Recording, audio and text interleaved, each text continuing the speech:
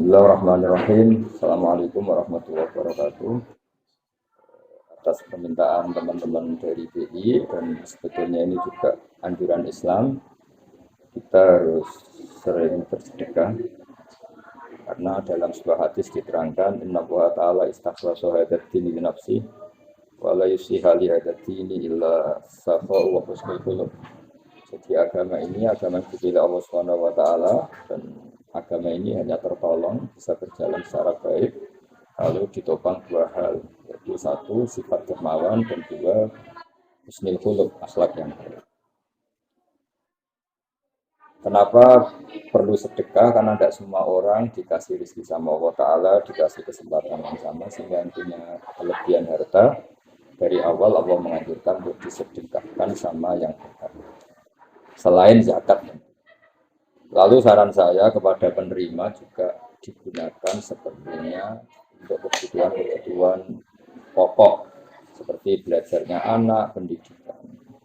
Jangan kemudian kita menerima sedekah besar, kemudian kita orientasinya pada hal yang sekunder atau yang tidak penting. Masa uang sedekah misalnya kita untuk beli mobil yang sifatnya tidak kebutuhan, beli aksesoris rumah yang tidak kebutuhan. Sehingga barokahnya kita menggunakan secara benar, insya Allah manfaatnya lebih luas.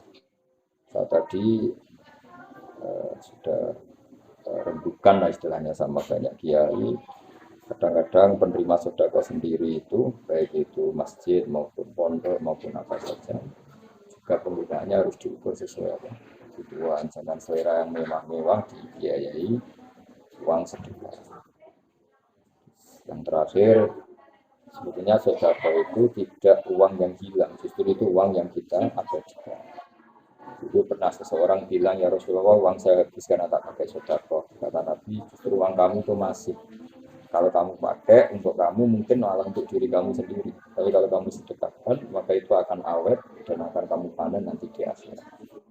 Sehingga Nabi pernah dawuh, wa hal laka min malika illa ma labista fa ablaita wa akalta fa afnaita wa tasaddaqta fa abqaita.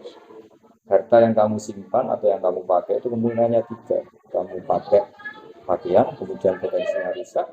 Kamu makan, kemudian yang namanya makanan ya akan kemana? Ampas makanan itu kamu tahu. Dan kamu sedekahkan fa abqaita, maka itu yang akan menjadi abadi. Ya, Islam menganjurkan sedekah, meskipun Islam juga menganjurkan jangan terlalu berlebihan karena ada kewajiban yang paling pokok yaitu anak kita, istri kita, orang dekat kita, komunitas dekat kita, sehingga semuanya terukur dengan aturan syariatnya Allah Subhanahu wa taala.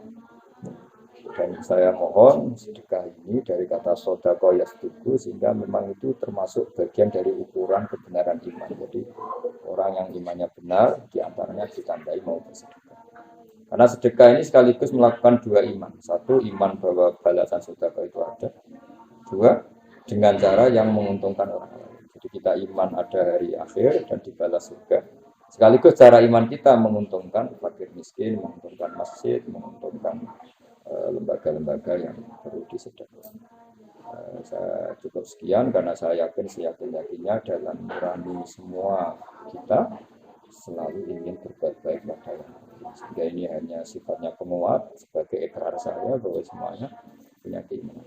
Jadi saya hanya motivasi yang sifatnya mengingatkan apa yang ada di fitrah kita, di karakter kita, di hati kita, di nurani kita. Kita sendiri semuanya memang ingin baik. Semoga kebaikan kita semua diterima oleh Allah Subhanahu wa taala. Assalamualaikum warahmatullahi wabarakatuh.